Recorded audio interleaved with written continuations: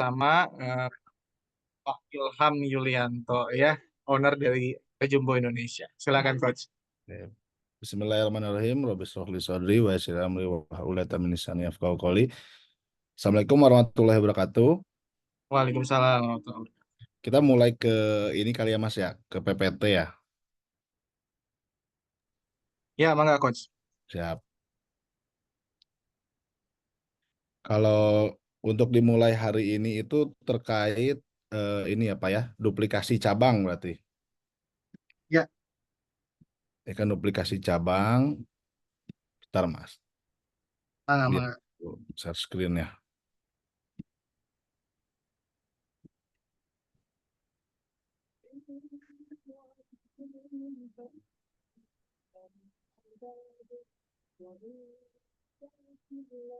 Udah keluar belum Mas di sana? Sudah Coach, aman. Tinggal di slideshow aja. Nah, di sininya nih yang belum keluar. Sebentar. Top share. Nah,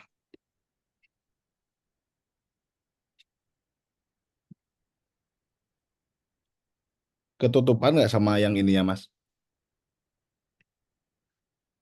Ya, di slideshow aja Ini aja Coach. ya. Siap. Oke. Bismillahirrahmanirrahim. Kita mulai di materi keempat ini terkait duplikasi cabang dengan sebuah quotes dari Warren Buffett mungkin ya, Pak. Jadi di sini rekan-rekan Warren Buffett sendiri tuh berbicara gitu. Belilah suatu perusahaan yang memiliki kemampuan untuk mencari laba yang baik gitu atau yang paling tinggi gitu. Dengan dominan bisnis franchise, waralaba ataupun kemitraan gitu.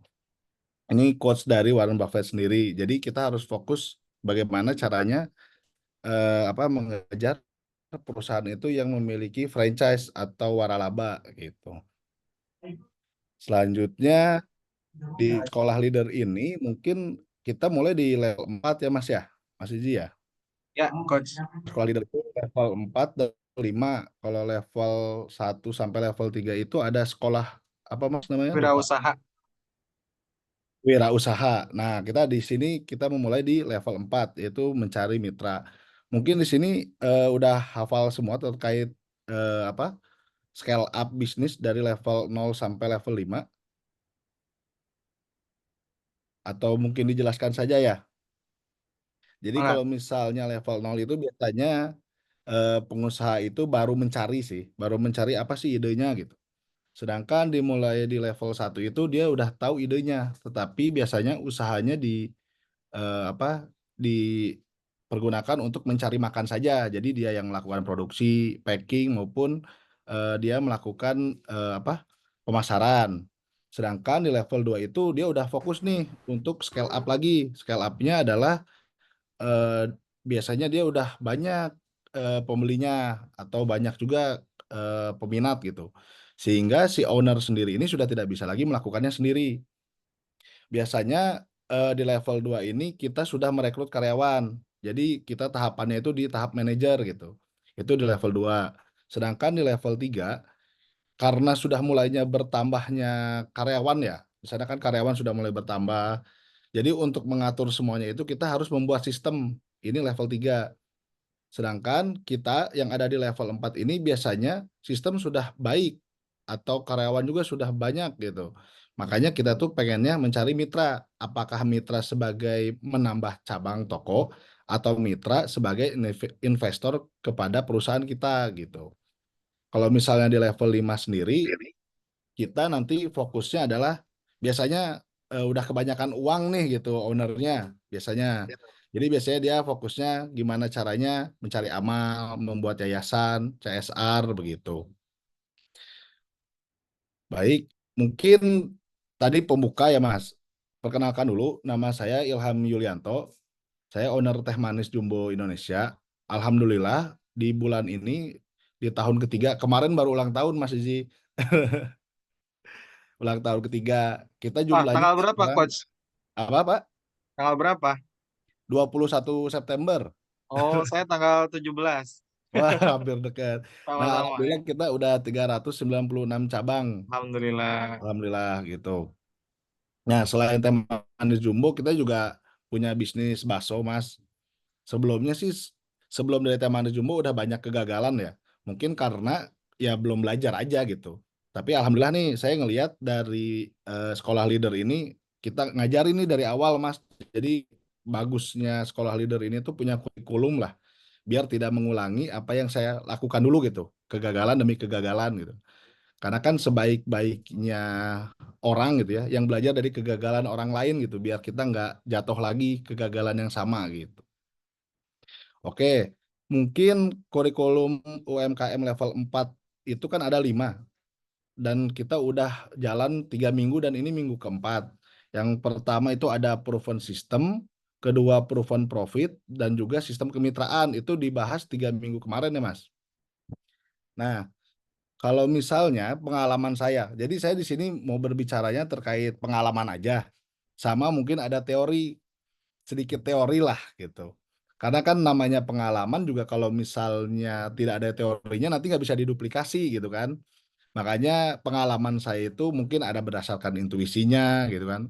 Tapi kan nggak semua orang punya intuisi yang sama. Oleh sebab itu makanya adanya teori gitu. Mudah-mudahan dengan teori dan pengalaman kegagalan saya bisa bisa mengurangi resiko usaha atau bisa mempercepat scale up usaha rekan-rekan sekalian. Nah, oke, kita mulai. Jadi langkah dari kurikulum keempat ini itu memiliki atau mengetahui pitch deck gitu untuk menduplikasi cabang. Maksudnya apa? Langkah-langkahnya lah gitu. Kita lihat nih, yang pertama itu duplikasi cabang biasanya akad dulu. Akad kemitraan, memilih lokasi, mencari pegawai, training SOP, dan buka cabang. Jadi jangan di skip nih, ini harus ada di kelimanya ini. Jadi jangan, kalau terbalik terbalik mungkin oke lah, itu kalau misalnya sudah jalan. Tetapi kalau misalnya awal mula jumbo dulu, mungkin emang tetap harus 5 ini dan harus tersusun gitu ya dari akad dulu gitu. Karena kalau akad di nomor 2 kan atau di nomor 3 kan, nanti malah ide kita itu diambil oleh orang lain gitu. Kita mulai dari akad lah, pitch deck pertama gitu ya. Akad ini biasanya terjadi kalau misalnya mitra itu sudah percaya gitu. Udah percaya dengan sistem kita dan juga menghasilkan profit nih perusahaan itu. Nah, kalau sesuai pelajaran branding ya Mas, kalau misalnya orang itu harus tahu dulu nih perusahaannya gitu. Atau kalau misalnya harus tahu dulu nih Teh Manis Jumbo gitu. Nah, bagaimana ya? Itu nanti ada ilmunya di branding gitu. Yang penting harus tahu dulu. Setelah tahu dia mencoba, dia biasanya suka. Kalau suka dan sesuai dengan yang dijanjikan oleh Jumbo, dia percaya lalu dia membeli gitu. Jadi harus sesuai nih gitu. Nah, kalau misalnya di kurikulum ini yang paling penting adalah ya tadi proven dulu sistemnya, udah bagus belum gitu bisnis modelnya. Apakah mau dibuat kemitraan atau mau dibuat bisnis mencari investor itu harus proven dulu. Terus ada proven profit gitu atau profitabilitas. Jadi harus jelas dulu nih profit nggak gitu. Masa kita mencari mitra tapi sebenarnya bisnis kita itu tidak profit gitu. Kalau misalnya saya lihat akhir-akhir ini tuh banyaklah bisnis yang dibuat untuk dibikin kemitraan, tapi sebenarnya bisnisnya belum ada nih, setahun belum ada, 2 bulan belum ada gitu. Tapi dia langsung buat, tapi langsung ke kemitraan gitu. Nah itu sebenarnya boleh-boleh saja atau sah-sah saja. Tapi dalam bisnis kemitraan lebih baik itu kita ngikutin ini nih, adanya sistem, terus profit juga bisnisnya, dan jelas sistem kemitraannya seperti apa gitu. Apakah kemitraan lepas atau kemitraan bagi hasil gitu. Baru setelah itu boleh nih kita melakukan akad dengan mitra. Jadi hitungannya bisnisnya itu tidak ada yang bohong dan membohongi gitu. Karena kan bisnis ini tentang integritas si CEO-nya sendiri ya, Mas. Oke, baik rekan-rekan, lanjut. Nah, di sini itu kenapa sih gitu harus proven dulu semuanya gitu. Itu tuh biasanya dinilai dari toko cabang pertama, Mas.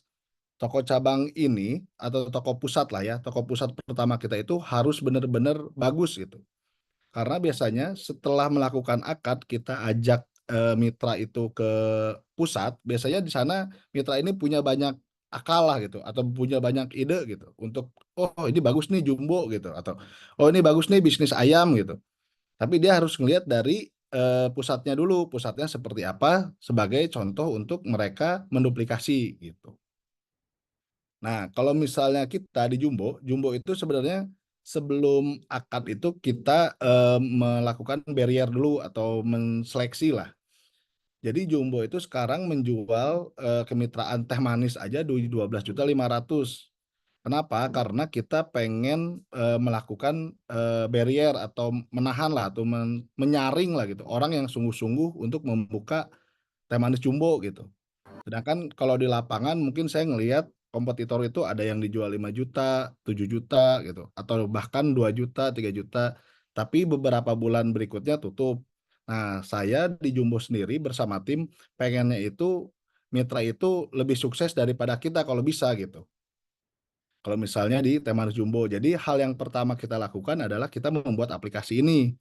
Jadi di Jumbo sendiri kita melakukan, barrier atau menyaring dulu mitra itu berdasarkan zona. Jadi kita nggak boleh nih ada outlet minuman Jumbo itu berdekatan, paling minimal itu 1,5 kilometer. Jadi nggak saling mengambil pangsa pasarnya masing-masing lah di setiap daerah gitu. Karena kan, lebih enak juga kalau misalnya ada kedekatan mungkin kan ada iri-irian meskipun tidak bisa diucapkan dari mitranya masing-masing gitu. Nanti setelah memasukkan di aplikasi ini, lokasinya di mana, kita melakukan juga, mengecek juga nih lokasinya itu cocok nggak sih buat si mitranya gitu. Jadi kalau misalnya, oh kayaknya nih kita lihat lokasi ini ramai dari apa, kan kita bisa lihat dulu di satelit ya, satelit di Google. Oh ini ramai nih, bisa nih buat, ke depannya gitu. Habis itu baru mitra datang ke, Jumbo gitu untuk melakukan akad. Tetapi melakukan akad di sini juga kita banyak pertanyaannya, banyak, langkah-langkahnya gitu. Jadi nggak langsung semata-mata datang langsung tanda tangan itu jarang biasanya. Biasanya kita langsung harus approval dulu minimal zona lah gitu. Oke, kalau sampai sini apa kecepatan atau ada pertanyaan gitu yang mau ditanyakan kepada rekan-rekan? Aman coach, lanjut. Lanjut, siap. Nah, di sini tuh memilih lokasi yang selanjutnya, pitch deck yang selanjutnya dari kurikulum keempat, memilih lokasi. Kalau dari Jumbo sendiri, alhamdulillah dari jumlah yang tadi saya sebutkan 396, kita kegagalan itu belum nyampe 10%. Insya Allah janganlah ya, baru 20 cabang yang tutup gitu. Nah, saya lihat juga, tutupnya cabang ini itu sesuai teori juga nih, kurang lebih sama. Jadi 90% cabang itu tutup karena salah memilih lokasi. Karena lokasi ini bersangkutan dengan target pasar gitu. Jadi jangan sampai karena cuma menggunakan intuisi saja, kita memilih lokasi gitu, "Ah, bagus nih," gitu, menurut feeling saya gitu. Akhirnya mereka tutup juga. Nah, itu kan nambah-nambah aja kerjaan atau nambah-nambah, nambah-nambah pengeluaran lah. Lebih baik ke depannya kita harus memilih lokasi dengan secara apa ya, secara lebih ini ajalah, hati-hati gitu. Hati-hati dan juga dihitung gitu, kenapa saya harus memilih lokasi tersebut, gitu. Nah, mungkin memilih lokasi itu memiliki berbagai pertimbangan. Kalau di sini dituliskan itu kan ada 6. Tapi kalau saya pengen lebih fokusnya itu pertama di kepadatan penduduk, karena biasanya target pasarnya juga tetap gitu kalau di Jumbo gitu. Harus masyarakat yang banyak gitu kalau misalnya di Jumbo. Terus kalau saya lebih memilih tempat yang sesuai dengan budget gitu. Jadi jangan sampai budgetnya 20 juta kita nyewanya 30 juta gitu kan, nggak mungkin juga sebenarnya, malah jadi utang kemana mana gitu. Padahal bisnis aja belum belum jadi gitu kan, tapi hutang udah banyak gitu. Terus yang fokus lagi itu ke prosedur perizinan. Nah, kita harus ngecek juga nih perizinan di lokasi tersebut. Jangan sampai kita sudah, sudah bayar tapi izin di daerah tersebut juga tidak keluar gitu, malah nanti membingungkan juga gitu. Nah, itu kan pertimbangan, sedangkan faktor-faktor penentu lokasi yang saya bisa, cantumkan itu ada 8. Di sini pertama lokasi yang strategis, keamanan, kompetisi dengan kompetitor gitu, aksesnya, target pasarnya harus sesuai, kebersihan, jangan sampai, bisnis makanan tapi tokonya di sebelah Bantar Gebang, kan nggak cocok juga gitu kan. Terus faktor parkir kendaraan, biasanya kalau misalnya parkir itu lebih, apa ya, lebih penting itu di bisnis makanan yang harus dine in gitu ya. Jadi nggak take away, kalau take away kan mungkin bisalah parkirannya kecil gitu, tapi kalau dine in harus besar lah gitu parkirannya. Dan jangan juga di faktor parkir ini juga biasanya saya pernah mengalami kegagalan itu ketika toko depannya ada parkir, ngetem bis atau ngetem, angkot gitu. Nah itu tuh janganlah, meskipun, kita ngelihatnya, "Oh ini pinggir jalan nih, ini rame," gitu. Tapi sebenarnya tetap nggak kelihatan toko kita gitu. Jadi itu juga faktor yang cukup baguslah untuk dimasukkan gitu kan. Terus ada faktor budget atau modal awal, ini balik lagi yang tadi. Jadi faktor-faktor ini nanti saya gunakan di metode penentuan lokasi. Jadi metode penentuan lokasi juga yang saya dapat itu ada 8 nih contoh-contohnya. Ini semua ada di internet. Tapi biasanya saya menggunakan metode pemeringkatan faktor. Nah, faktor yang tadi saya sebutkan di atas, itu biasanya dimasukkan ke sini, metode pemeringkatan. KSF itu Key Success Factor. Nah, ini yang tadi disebutkan nih, faktor apa aja nih yang penting gitu kan. Terus kita bobotkan. Nah, bobot ini berdasarkan intuisi, tapi jumlahnya harus satu gitu. Nah, tapi di metode pemeringkatan ini, yang saya sarankan itu harus ada 2 dulu pilihan tempat gitu. Jadi jangan sampai 3, 4, atau 5 gitu. Jadi 2 aja lah biar lebih gampang gitu kan. Karena di sini itu tetap berdasarkan feeling dan intuisi masing-masing gitu. Tapi dengan dituliskan seperti ini, nanti, kita lebih mempermudah dalam mendapatkan, hasil gitu. Oh harus milih yang mana gitu kan. Nah di sini itu, contohnya Prancis atau Denmark, misalnya kita membuat, bisnis lah gitu mau di Prancis atau Denmark. Nah kita harus lihat juga nih misalnya, mencari karyawan. Karyawannya bobotnya itu kan 0,25 atau 25% kalau di sini ya. Nah, misalnya di Prancis, oh kayaknya di Prancis lebih mudah nih daripada di Denmark. Jadi Prancis saya kasih 70, di Denmark saya kasih 60 gitu. Nanti cara menghitungnya tinggal 25 kali 70 dan yang Denmark itu 60 kali 25. Nah, nanti, dijabarin aja, dijumlah ke bawah gitu kan. Nanti, oh terlihat nih, ternyata hasilnya bobot Prancis itu lebih bagus dibandingkan Denmark. Nah, ini hanya untuk mempermudah sih gitu kan. Selain metode pemeringkatan ini, ya kita umat Islam tetaplah harus istikharah ya. Karena kan kita banyak ikhtiar gitu, ikhtiar dengan metode ini gitu. Selanjutnya tetap tinggal feeling aja gitu kan terkait, rekan-rekan sekalian untuk membuka bisnisnya gitu. Kalau di sini terkait metode ada yang harus ditanyakan atau lanjut lagi? Ya, rekan-rekan kalau mau bertanya boleh via kolom chat ya, nanti di sesi akhir kita coba jawab Mhm, bersama. Boleh dilanjut dulu Coach, biar nggak kepotong. siap. Ini selanjutnya pitch deck-nya adalah mencari pegawai atau kita membantulah, membantu mitra kita untuk mencari pegawai. Nah, kalau saya yakin kalau misalnya di, level 4 ini ya, UMKM level 4 ini pasti rekan-rekan sudah memiliki pegawai yang cukup banyak lah ya. Jadi, saya hanya sharing-sharing aja di sini gitu, gimana sih caranya mencari pegawai gitu. Karena, Rasul juga mengajari kita tuh orang yang tepat di tempat yang tepat itu menghasilkan hal yang lebih baik gitu. Jangan sampai ya kan banyak jugalah perusahaan-perusahaan gitu, orangnya kurang tepat di tempat yang kurang tepat juga gitu. Akhirnya tidak dihormati atau tidak dihargai, atau malah nanti jadi tidak efisien perusahaannya, banyak juga pengeluaran sia-sia gitu. Makanya orang yang tepat harus di tempat yang tepat juga gitu. Kayak ini mungkin, saya susun kemarin tuh 9 tahap rekrut karyawan. Yang paling utama, paling penting pasti, kebutuhannya gitu. Jangan sampai kita nggak butuh tapi kita, tapi kita mencari gitu, malah nambah-nambah beban operasional. Mungkin sedikit cerita, kalau misalnya di Jumbo sendiri, kita itu karyawan atau tim sendiri itu hanya ada 15 orang dengan jumlah, 396 cabang gitu. Dan kita juga punya supervisor dari 15 orang itu kita punya 2 supervisor yang buat keliling gitu. Jadi maksudnya saya tuh pengennya itu gaji mereka itu besar atau bonus mereka itu besar, tapi karyawannya atau timnya itu nggak terlalu besar gitu. Jadi biar efisien saja gitu. Dibandingkan, timnya banyak, operasionalnya juga nanti jadi membengkak tapi tidak efisien. Itulah mungkin yang pengalaman di Jumbo ya.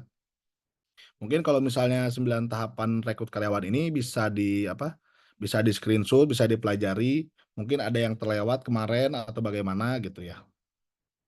Oke, lanjut lagi, metode rekrutmennya yang pernah saya lakukan, yang pertama mungkin referensi karyawan. Kalau referensi karyawan ini biasanya dari karyawan yang sudah ada gitu.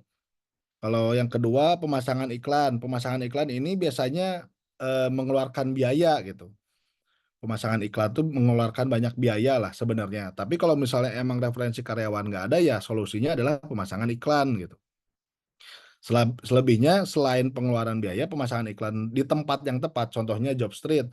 Jobstreet kayaknya bukan tempat nyari karyawan menurut saya sekarang, karena Jobstreet itu kayaknya lebih ke branding perusahaan kayaknya.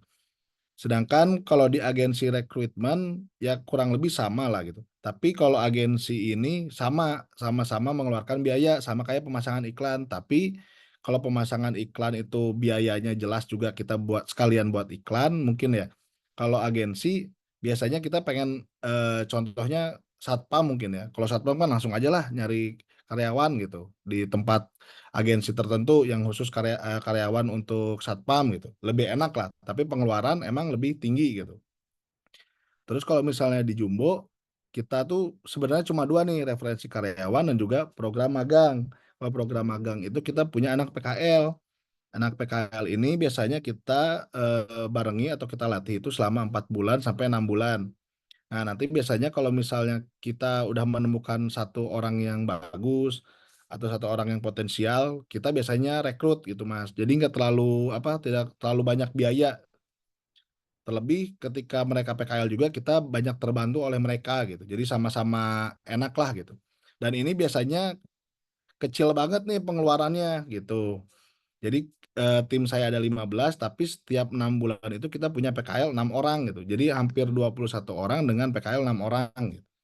Mungkin ini Mas strategi-strategi biar operasional kecil lah ya, gitu.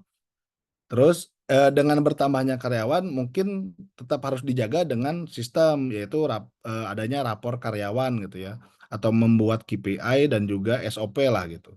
Tapi kan rapor karyawan ini tuh berguna untuk, karyawan itu kerja sesuai lah gitu dengan kerjanya gitu atau tupoksinya gitu. Mungkin di awal kita masih manual, salah satunya mungkin tanda tangan lah kalau absen, kalau di Jumbo misalnya pakai fingerprint itu masih manual lah. Nah sedangkan kalau misalnya nanti insya Allah kita bareng-bareng maju lah gitu usahanya bisa besar juga, kita bisa nih pakai aplikasi, ada aplikasi Highrisk, kalau saya tahu kemarin ada aplikasi Talenta, jadi banyaklah gitu yang bisa ngebantu terkait rapor karyawan gitu. Nah, kalau misalnya membangun tim mungkin, rekan-rekan juga udah banyaklah gitu ya, cara membangun tim itu pertama rekrut, terus melihat loyalitas dan integritasnya, baru kita jadikan calon leader di toko gitu kan. Tapi ini kan butuh waktu yang panjang, tapi rekan-rekan kalau misalnya biasanya, yang ribet itu pasti ke bisnis yang mitranya investor gitu, karena setiap cabangnya nanti di-handle sendiri. Nah, itu kan kita harus cepat nih mencari calon leader atau manajer store gitu. Nah, biasanya nyarinya langsung ke yang profesional, sedangkan profesional emang pasti lebih mahal gitu biayanya, karena kan lebih profesional dan kita tidak banyak mengajari lah gitu. Kalau misalnya pengen yang murah meriah, tapi butuh waktu yang panjang, mungkin sarannya adalah kita rekrut dulu, dari yang belum bisa menjadi bisa gitu, kita lihat loyalitasnya, dan bentuk juga integritas mereka, baru kita jadikan calon leader gitu. Berarti, pertanyaannya dilanjut lagi, Mas? Mangga lanjut coach. Siap. Nah, selanjutnya pitch deck-nya, setelah tadi kita merekrut karyawan itu, biasanya sebelum buka cabang, kita melakukan training SOP. Nah, training SOP ini berguna banget kalau misalnya mau menduplikasi, perusahaan atau menduplikasi cabang gitu. Agar apa? Agar standarisasi dari setiap pelayanan itu sama semua gitu. Jadi kalau di Jumbo sendiri, sehebat-hebatnya tim kita menstandarisasi atau membuat KPI dan mengevaluasi, tetap aja adalah oknum-oknum gitu ya, beberapa toko tuh yang masih belum sesuai gitu. Jadi gimana caranya rekan-rekan sendiri melakukan training SOP ini tuh sebaik mungkin gitu. Biar, terus melakukan pendekatan juga di saat training SOP ini gitu, biar gimana caranya mitra-mitra ini terstandarisasi gitu. Oke, nah untuk kurikulum training, setiap, kemitraan atau setiap pusat gitu ya, misalnya Jumbo. Jumbo itu harus memiliki yang namanya kurikulum training gitu. Jadi sampai, jangan sampai orang atau mitra datang ke kita tuh nggak tahu nih apa yang harus diajarin gitu. Mungkin kalau cabang pertama bolehlah, tapi kan kalian sudah ikut ke ini ya, kurikulum UMKM level 4 gitu. Jadi jangan mengulangi apa yang dilakukan Jumbo dulu gitu. Itu kesalahan saya gitu. Kesalahan saya belum tahu nih, oh apa aja nih gitu. Tapi sepanjang perjalanan sudah sampai 10 cabang baru saya buat nih kurikulum trainingnya. Jadi saya melakukan kesalahan itu di 10 pertama lah, karena kurikulumnya belum ada. Nah tapi rekan-rekan, saya harapkan sih harus membuat nih kurikulum training ini biar sesuai semualah gitu. Apa saja sih materi yang mau diajarin, terus kapan belajarnya, goal dari, SOP-nya itu training SOP-nya itu bagaimana, terus kalau misalnya belum punya aplikasi, harus pakai apa ya nanti pembukuannya, atau misalnya pemesanan bagaimana gitu. Terus berapa lama sih proses trainingnya gitu. Tapi biasanya tenang saja gitu kalau misalnya kalian belum punya SOP ini, mungkin kalau udah 5 cabang kalian udah tahulah gitu gimana cara buat SOP, karena kan SOP ini tidak baku ya, tergantung dengan kondisi, mitra atau kondisi perusahaan saat itu gitu. Nah, ini mungkin salah satu contoh schedule aja ya. Misalnya, kalau misalnya kita membuat, training selama 1 minggu gitu. Nah, training 1 minggu ini saya mau buat nih hari pertama itu kita belajar marketing dulu, terus 3 hari berikutnya ya produksi gitu. Kalau misalnya hari kedua hari berikutnya adalah keuangan, hari berikutnya baru harga dan lain-lain. Karena kan emang butuh waktu lah ya namanya training gitu. Tapi kalau misalnya pengen lebih mudah lagi, biasanya kita kasih nih kita buat dulu nih di kurikulum itu kita buat kurikulum yang tertulis, terus kita buat juga video, jadi lebih mudah lah gitu, jadi lebih cepat, jadi harusnya seminggu bisa dipercepat lagi gitu.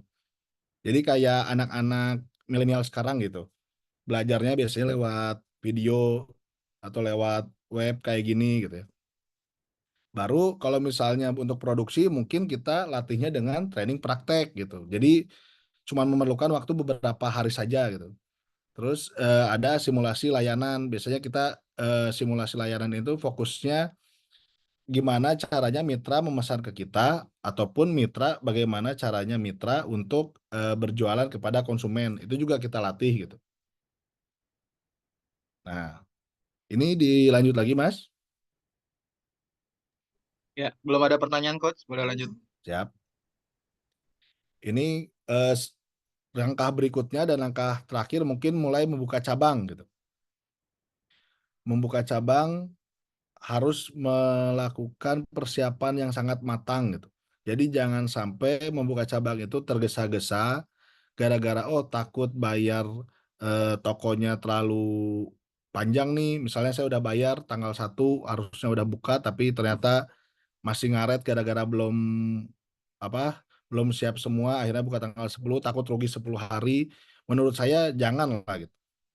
Kalau mau juga kesalahan-kesalahan yang pernah dilakukan oleh saya itu lebih baik kita minta ke, pemilik rukonya gitu biar misalnya saya bayar tanggal 1, nanti minta, "Pak, saya boleh nggak mulai usahanya itu tanggal 20," gitu. Itu apa ya, salah satu solusi menurut saya, dan banyak yang berhasil gitu. Jadi jangan takut untuk menanyakan hal tersebut dulu.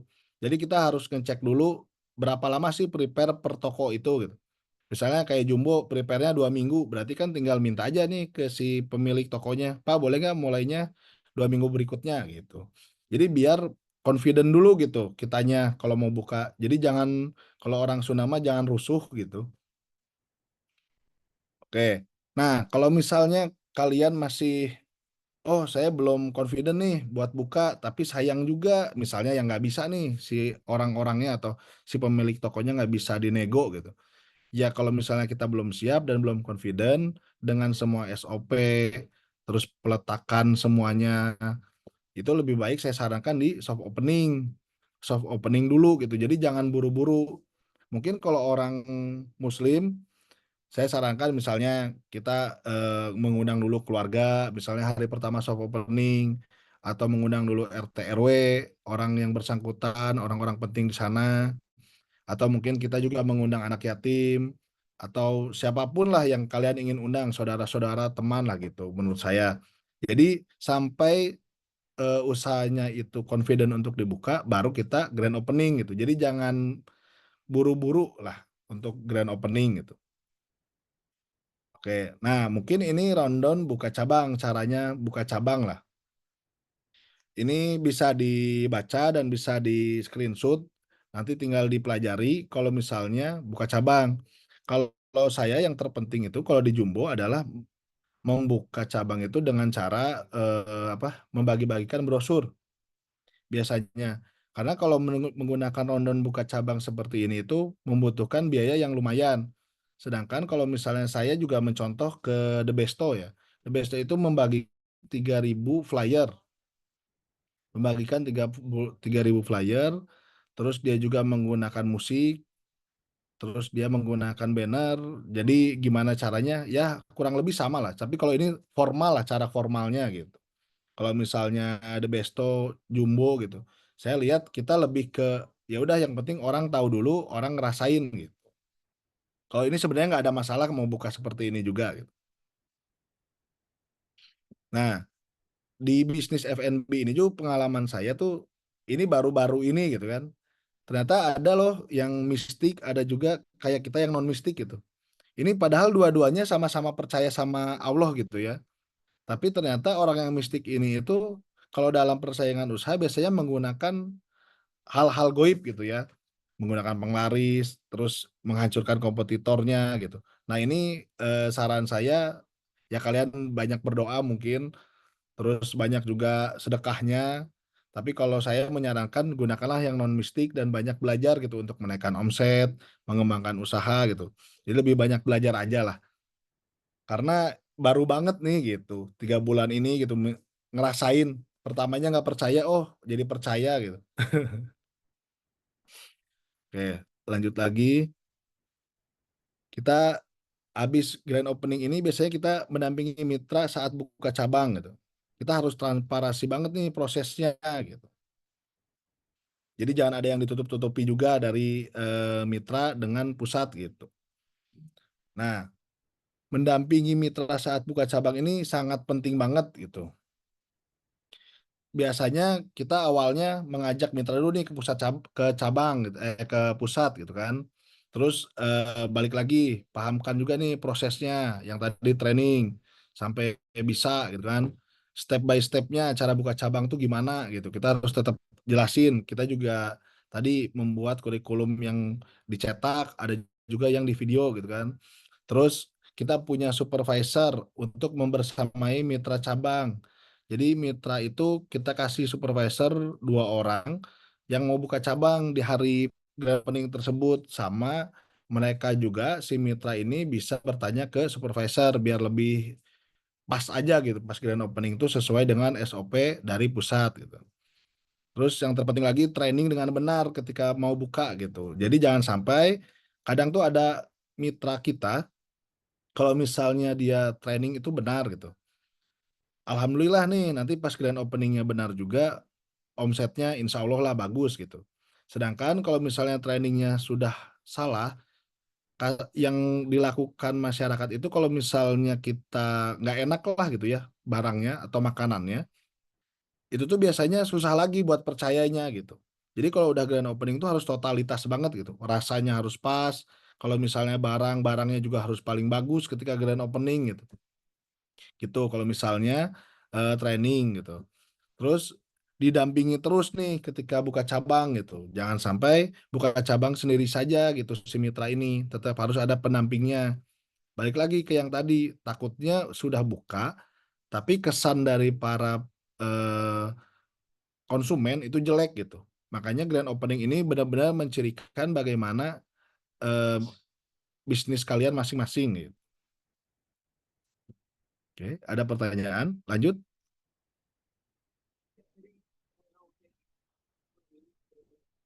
Oke, lanjut ya, Mas. Nah, mungkin kesimpulannya, cabang pusat itu penting banget gitu, karena cabang pusat ini, yang nantinya akan dicontoh oleh para mitranya. Jadi harus fokus nih untuk menjaga cabang pusat, bagaimana profitnya harus oke, terus apalagi kebersihannya dan juga SOP-nya gitu. Nah, terus kita sebagai pusat gitu, harus memiliki niat yang baik gitu kepada mitra kita. Gimana caranya mitra kita itu punya penghasilan yang lebih oke atau minimal sama lah kayak kita gitu, gitu. Jadi, harus nih si mitra ini diarahkan sebaik mungkin oleh pusat gitu, dari awal sampai nanti berjalannya usaha gitu. Mungkin sekian Mas, bisa dilanjutkan dengan ini, tanya jawab. Siap. Oke, rekan-rekan semuanya tadi sudah dipaparkan oleh Coach Ilham ya tentang apa yang bagaimana cara gitu ya untuk menduplikasi cabang dan kemitraan dan lain sebagainya. Cukup banyak sekali tadi, cukup padat juga untuk materinya. Nah, saya yakin rekan-rekan pasti punya pertanyaan nih atau hal yang mungkin perlu didiskusikan. Jadi monggo kita buka sesi tanya jawab teman-teman yang mau langsung bertanya ke Pak Ilham atau Coach Ilham ini silahkan boleh on mic atau mungkin mau menyampaikannya via kolom chat juga dipersilakan.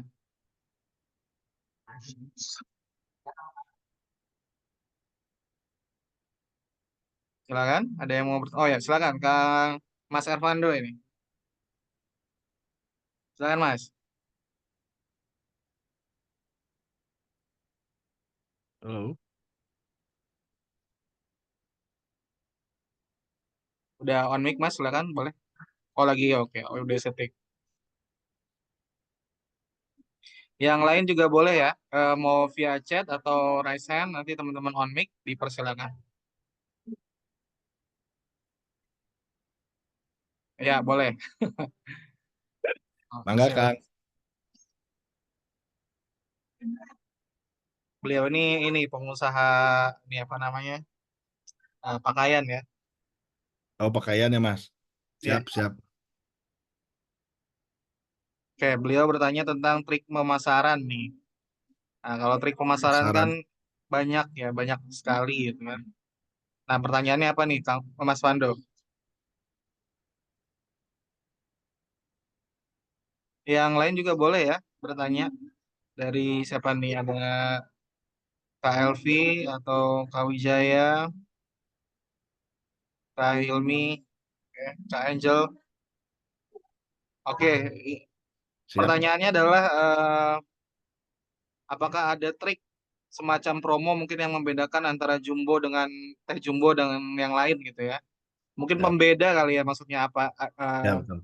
gitu ya yang mungkin membedakan Teh Jumbo dengan teh-teh yang lain gitu. Kalau saya sih pengen nanyanya, ini tuh trik pemasaran menjual mitranya atau menjual jumbonya gitu? Karena kan beda trik nih Mas, gitu. Boleh jawab keduanya kali, Kang. Trik menjual jumbonya Ya, dulu, maaf Mas. dari Kalau trik promosinya menjual atau kemitraannya juga. jumbonya ya, jadi yang tadi Mas, fokusnya itu kalau misalnya kita nih di grand opening pastinya, karena kan kita F&B ya Mas, jadi orang tuh harus tahu dulu rasa kita. Jadi di grand opening, kalau misalnya kita itu kan membagikan 500 brosur. Kita membagikan 500 brosur, berarti dengan asumsi ada 500 orang yang datang ke counter kita gitu. Terus ditambah juga kita menggunakan musik dan memanggil lah seperti ada MC-nya gitu. Nah, kita berasumsi itu ada 1.000 orang yang datang ke kita gitu mencoba di hari itu. Lalu selanjutnya mungkin kita kasih promo lagi nih gitu tambahan biar orang itu nambah lagi datangnya gitu, biar mau balik lagi atau repeat order. Jadi intinya kalau misalnya jumbo itu, ya itu fokusnya di grand opening dulu. Selanjutnya kalau misalnya saya kan bingung ya disebutnya ini trik atau promosi atau berbagi gitu. Jadi jumbo itu punya Jumat Berkah. Jadi dulu kita ngejual itu kan kita sekarang jual 4.000. Dulu itu di hari Jumat kita jualnya 2.500 Mas. 2.000 sekarang 2.500 karena kenaikan dari si gula. Nah, pas saya mulai belajar lagi ternyata, oh ini juga cara branding gitu. Cara branding kita gitu untuk ke konsumen. Caranya adalah biar sebanyak mungkin konsumen itu mencoba jumbo gitu. Makanya alhamdulillah banyak yang repeat order di jumbo gitu. Dan alhamdulillah, trik tersebut insya Allah lah sebulan itu habis 2 juta cup Mas. Jadi udah approve lah kalau misalnya saya lihat di jumbo sendiri gitu.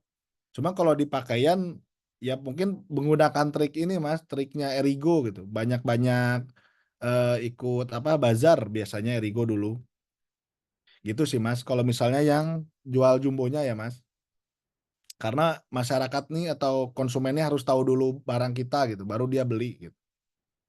Mungkin sekian Mas, yang pernah saya alamin gitu ya. Iya. Jadi bukan laris kemudian ramai, tapi ramai dulu baru laris gitu ya, Pak ya? Betul, biasanya gitu. Ini saya hitungannya sedikit Mas, 500 brosur tuh sedikit. Karena mentor saya kan salah satu inilah ya Mas, yang punya fried chicken-an. Dia tuh sampai 3.000 gitu. Sampai 3.000 yang bagi-bagi flyer. Jadi dia punya 2 orang untuk suruh berbagi si flyernya gitu, 3.000 dikelilingin zonanya mereka gitu. Jadi asumsinya mereka lebih banyak lagi di hari pertama gitu. Hmm. Oh, itu untuk promosi outlet gitu ya? Ya, promosi outlet gitu. Oke, Setiap buka cabang. oke, oke, oke. Ya karena ini ya apa namanya terikat lokasi, jadi memang brosur yang paling ini ya, Betul, yang betul. paling apa namanya efektif gitu Berjaya ya. sekarang. Efektif. Oke, ini ada dari Pak Wijaya, mungkin Pak, silakan dari Yuksri Prima Indonesia nih. Ya, selamat sore, Mas. Sore, Mas. Perkenalkan, saya Wijaya. Kebetulan kita mainnya ada di Perunggasan nih, Mas. Siap, Pak. Nah, jadi ada beberapa pertanyaan yang memang sedikit ini ya, penasaran gitu ya saya. Ya, Pak. Yang pertama, untuk faktor wow-nya sendiri kan begitu ya, Ya, Mas. Faktor wow-nya sendiri itu seperti apa teh jumbo ini. Terus yang kedua, dulu saat memulai untuk membuka beberapa cabang itu apakah harus dimulai dari kota asal yang itu nanti sistemnya obat nyamuk begitu ya. ya. Artinya dari kota-kota sebelah dulu atau Oke. memang langsung menjualnya di kota besar seperti itu ya Mas, karena kan kebetulan kita juga ada di Blitar ya Mas. Blitar itu kan kota Oh, iya. kecil. Nah, Mhm. kita memulai franchise kita atau kemitraan kita itu memang dari kota kecil dulu. Setelah itu baru kita pengennya meloncat ke besar. Itu saya pengen tahu ininya sih, Mas. Siap. Nah, itu Siap, yang Mas. kedua. Ada lagi yang ketiga, Mas ya. Ngapunten. Jadi gini, kalau misalkan memilih tempat, Ya. artinya tadi jenengan menyebutkan bahwa kesalahan dalam memilih tempat, begitu ya, Mas Ya, ya. Itu betul. bisa menjadi faktor yang membuat gagal. Tempat-tempat yang seperti apa dan kalau misalkan dikurskan dengan nilai sewanya itu seperti apa? Apakah harus harus di pinggir jalan ataukah harus merubah satu konsep ruko dibangun dulu atau bagaimana, Mas? Ya. Terima Oh, kasih. siap, Mas. Oke, Mas. Tadi maaf dengan Mas siapa? Saya Pak Wijaya, Wijaya. Wijaya. Mas Wijaya. Mas Wijaya dari Blitar ya, Mas. Iya, Ya saya Blitar. mungkin ini sharing-sharing aja ya Mas. Ini kan saya pengen nanya nih yang pertama, yang wow itu tuh maksudnya bedanya Jumbo ya? Ya, faktor wow, artinya orang itu mau membeli produk ataupun mau membeli mitra kan begitu ya Mas ya. Betul, betul. Nah, kalau misalnya di pertanyaan pertama tuh gimana sih gitu? Apa atau bedanya gitu? Apa bedanya Jumbo sama yang lain? Sebenarnya kalau jujur dari saya sebenarnya mungkin sama-sama aja ya Mas. Jadi mungkin yang beda itu hanya brandingnya atau cara marketingnya aja gitu. Jadi saya emang fokusnya itu di marketing dan branding Mas. Yang saya pelajari gitu, yang fokusnya. Kalau keuangan dan operasional mungkin saya nggak begitu dalam, cuma hanya hafal gitu. Cuma yang saya pahami itu terkait branding, sebenarnya manusia itu ingetnya cuma kedua hal Mas, barang yang sama. Contohnya Ciptaden sama Pepsodent lah. Sebenarnya pabriknya sama-sama aja dan yang punyanya juga mungkin sama ya Mas, dalamnya sama, cuma gimana cara mereka brandingnya aja Mas. Kalau Pepsodent mungkin orang mengenalnya itu positioning-nya sebagai pemutih atau penyehat gigi, kalau Ciptaden itu sebagai pewangi gitu, mewangikan, mengharumkan si, bau mulut gitu, Mas. Sebenarnya kalau misalnya dari produknya sendiri, itu sebenarnya hampir mirip sama kompetitor yang lain, cuma kita fokus ke branding-nya gitu. Branding kita gitu. Kalau misalnya kenapa sih, orang suka Jumbo? Jadi branding kita itu, "Oh Jumbo nih besar," gitu. Jadi mindset mindset di orang itu Jumbo itu ya besar dan harganya murah gitu. Jadi orang langsung cepet kenalnya, Mas. Jadi yang paling pertama juga tetap kalau di branding mungkin di ininya, di nama gitu. Nama dan juga tema dari si, bisnis tersebut. Kalau misalnya, wow-nya kita di kemitraan, kenapa sih orang mau bermitra sama kita gitu kan. Kalau kita itu pertama mungkin niat dari kita semua nih tim di Jumbo, kita ingin mensejahterakan mitra, mungkin niat dulu Mas, kalau di tim kita. Terus yang membedakan lagi, kita itu ada yang namanya franchise fee. Franchise fee ini dibayar tiap tahun Mas, 1.200.000. Kita konsepnya ini sebenarnya bukan buat saya si franchise fee ini, sebenarnya buat mitra. Cuma saya yang mengelola. Nah, untuk apa sih franchise fee ini? Saya itu biasanya franchise fee itu kan biasanya kita siapin namanya orang yang desainernya, kita kita siapin videografernya, terus kita juga siapin supervisornya. Jadi kita sudah menyiapkan hal-hal yang, eee, mitra tuh nggak perlu bayar lagi gitu. Kadang kan ada mitra yang pengen, "Oh saya pengen desain, jumbo nih bagian ini," atau, "Saya pengen bikin video," gitu, pengen bikin video. Kan biasanya mitra-mitra suka males ya Mas, kalau misalnya bikin video, bikin desain gitu. Apalagi suruh ke toko biasanya kalau yang disebut mitra kan biasanya pengennya langsung autopilot lah. Nah, makanya kalau di Jumbo sendiri kita punya 3 hal itu dengan franchise fee gitu, Mas. Apalagi, kalau misalnya di Jumbo sendiri yang tadi saya sebutkan, Jumbo itu punya aplikasi. Jadi nggak akan saling bertabrakan antara satu toko dengan toko yang lainnya gitu. Terus bulan ini insya Allah kita launching aplikasi kasir gitu. Jadi Jumbo punya aplikasi kasir nih, Mas, gitu. Aplikasinya ini biar si mitra punya aplikasi kasir yang gratis dari pusat gitu, Mas. Itu sih kalau misalnya menurut saya yang wow-nya dari Jumbo ya, Mas, dibandingkan kompetitor. Oke. Terus mulai dari pusat atau dari mana gitu ya, Mas, ya? Tadi pertanyaan keduanya Mas Wijaya. Ya, mulai dari kota kecilnya dulu atau gimana? Mhm. Kalau menurut saya namanya pusat tetap yang paling gampang dijamah sama Masnya, pertama. Jadi kalau Mas di Blitar ya lebih baik, kalau pusat lebih baik di Blitar, Mas. Karena kalau Oke. misalnya Mas jauh-jauh, harus Masnya juga ikut gitu, ikut merantau lah gitu. Cuma kalau misalnya di Blitar ya bagusnya bagusnya di Blitar dulu gitu, Mas, kalau dari pusat. Soalnya Jumbo juga di 396 ya, kita di luar Jabodetabek itu hanya 10 Mas. Sisanya itu di Jabodetabek semua gitu. Karena Oke. pusatnya di sini gitu. Jadi biar gampang juga mitranya ngambil barang atau mau training gitu, Mas. Gitu sih, biar lebih kokoh aja sebenarnya Mas kalau deketan. Oke, benar. Oke, oke. Berikutnya Mas Wijaya itu memilih tempat ya Mas? Ya, betul, Mas. Kalau Mas Wijaya itu fokusnya itu di ayam pemotong atau ayam fried chicken? Enggak, jadi kita memang ini kan Mas, kita itu kan punya hulu ya, kita itu punya Ya, peternakan itu. Nah, yang peternakan itu kita juga punya food manufacturing yang hmm, memproduksi bahan-bahan untuk masak siap sajinya. ya. Terus setelah itu kita mau kembangkan ke restoran gitu. Oh, Caranya jadi begitu. jadi buat restorannya ya Mas ya. Ya, betul, betul Mas. Nah, mungkin nanti lebih ini aja ya Mas ya, si bisnis modelnya lebih dipastiin lagi si target pasarnya siapa Mas.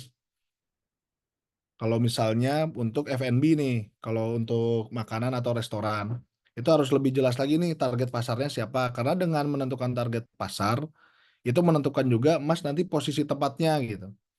Kalau misalnya, Oke, restorannya menengah ke bawah, berarti Mas harus mencari, jalan kelas 2 atau kelas 3 gitu. Kalau misalnya oke, restorannya menengah ke atas, bisa tuh di kelas 1 atau kelas 2 Mas.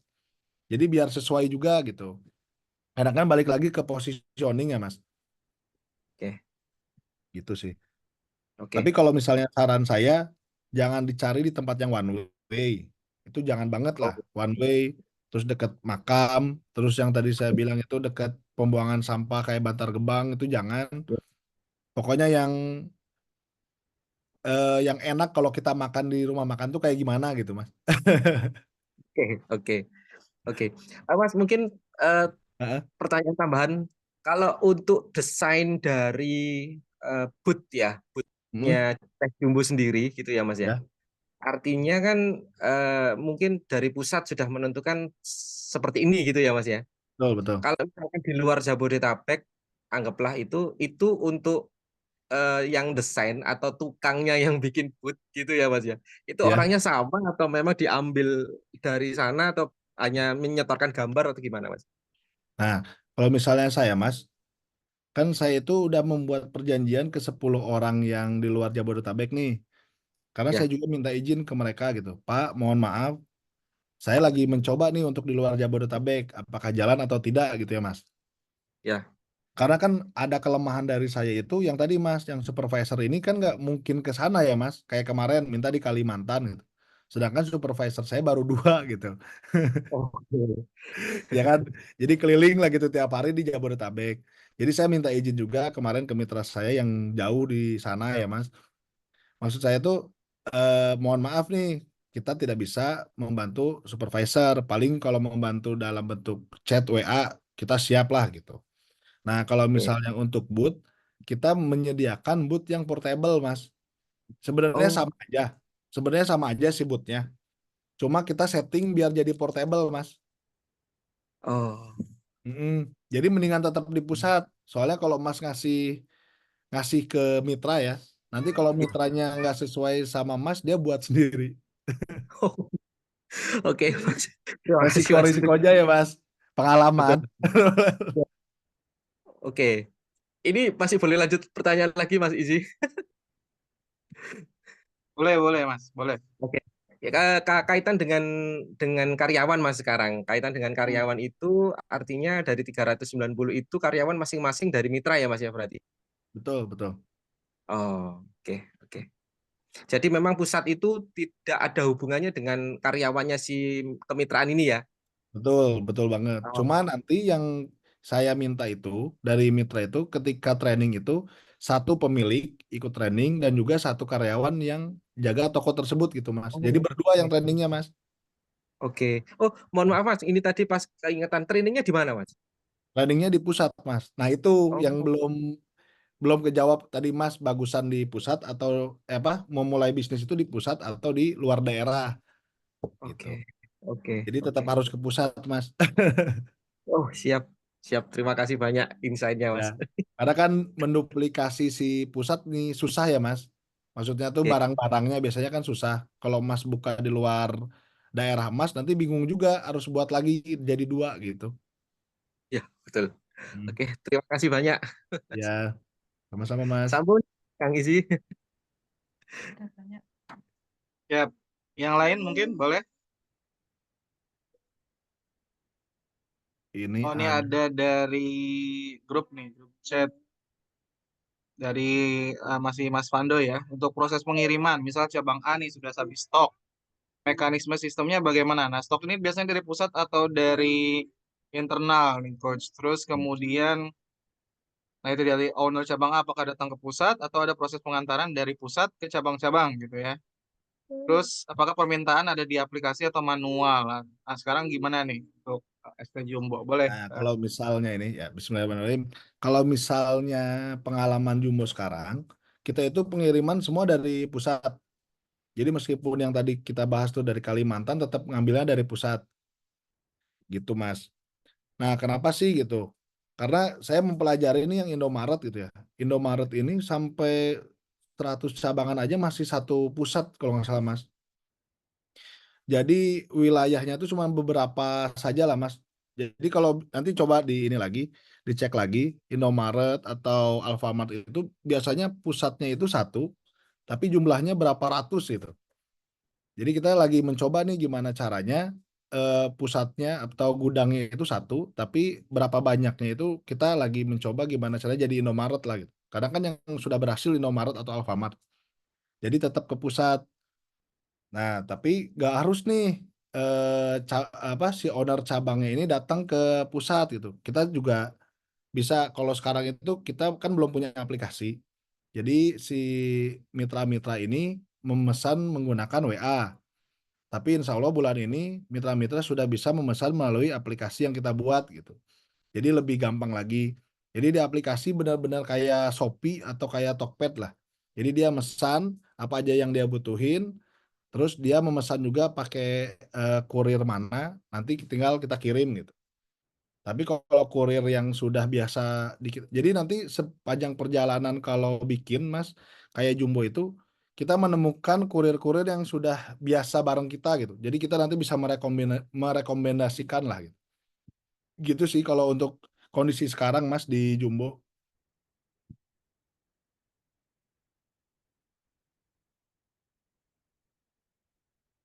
Bagaimana Mas? Siap.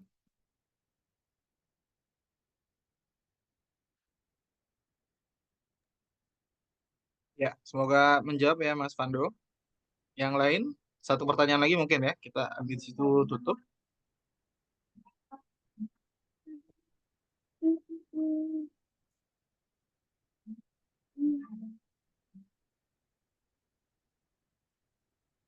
Mungkin nambah ya yang Mas Nando itu. Tambahannya mungkin jangan memaksakan punya gudang 2 ya, kalau daerahnya masih dekat. Karena membuat gudang 2 itu sama dengan menambah admin, menambah orang gudang, dan menambah yang lainnya gitu. Jadi lebih baik satu cabang aja, tapi mempermudah lagi aja si mitranya untuk mengambil barang gitu.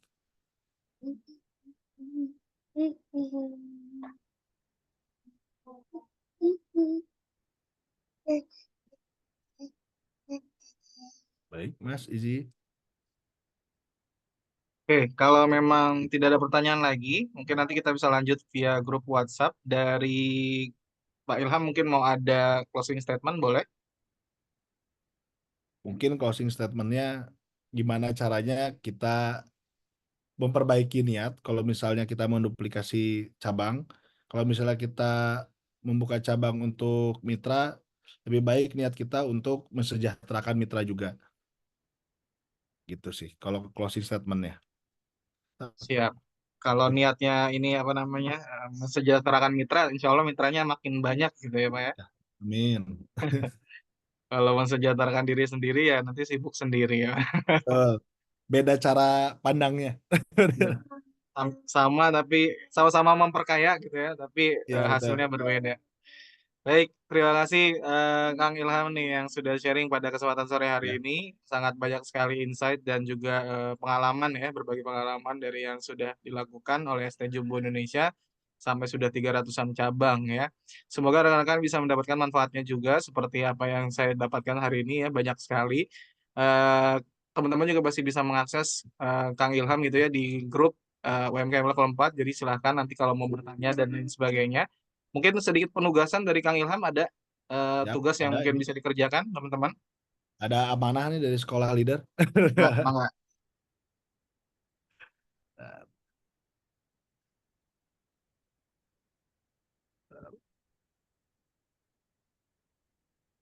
Udah terlihat, Mas? Aman, aman. Aman. Jadi di langkah keempat ini terkait duplikasi cabang, nanti kita memberikan PR nih. Yang pertama, tunjukkan SOP proses training cabang gitu. Jadi kurikulumnya lah mungkin ya, ditunjukkanlah SOP-nya tuh gimana nih gitu. Itu PR-nya. Jadi fokus menunjukkan SOP proses training cabang. Itu yang pertama. Yang kedua, tunjukkan cabang mana saja yang sudah dibuka dan ceritakan hal menariknya gitu. Karena kan setiap pembukaan cabang nih suka ada yang lucu-lucu atau yang menarik lah gitu. Siapa tahu bisa menginspirasi juga gitu. Nah, itu nanti dikumpulkan gitu. Dikumpulkan ke link berikut, Mas. Siap, linknya nanti akan kita update di grup. Ya, siap. Baik, itu ya teman-teman Ya, tugasnya. itu Silakan nanti saja, Mas.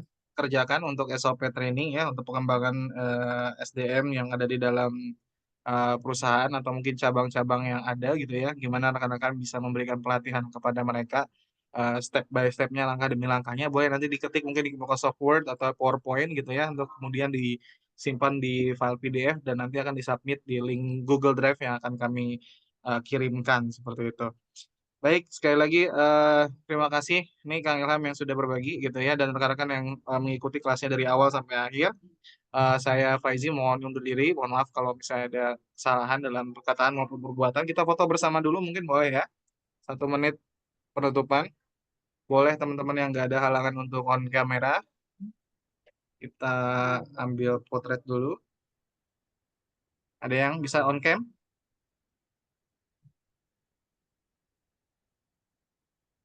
Wah, ini Mas Fando merah putih ya, Masih Agustusan, Pak Sando nih. saya Agustusan. Kemarin bisnis ini juga ya, workshop ya luar biasa.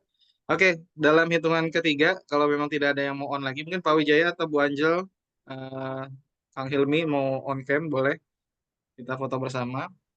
Siap. Hitungan ketiga, 1, 2, 3, senyum. Sekali lagi 1, 2, 3. Oh belum. Ayo, silakan. Siapa lagi yang mau ini on cam? 1, 2, 3. Oke. Baik, kalau memang sudah tidak ada lagi, oh dari Kak Angel mau ikutan juga boleh, siap. Saya ulang sekali lagi ya, 1, 2, 3. Oke, terima kasih rekan-rekan semuanya, izin pamit, saya tutup Zoom-nya untuk pada kesempatan sore hari ini. Eh, Terima kasih sekali lagi buat Kang Ilham dan rekan-rekan semua yang sudah hadir. Saya tutup dengan hamdalah, alhamdulillahirrahmanirrahim. Assalamualaikum warahmatullahi wabarakatuh. Selamat sore semuanya. Selamat sore, Mas.